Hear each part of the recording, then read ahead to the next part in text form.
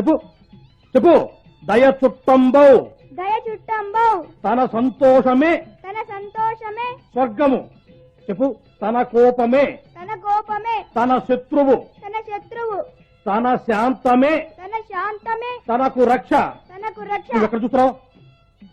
తన సంతోషమే తన సంతోషమే స్వర్గము. స్వర్గము.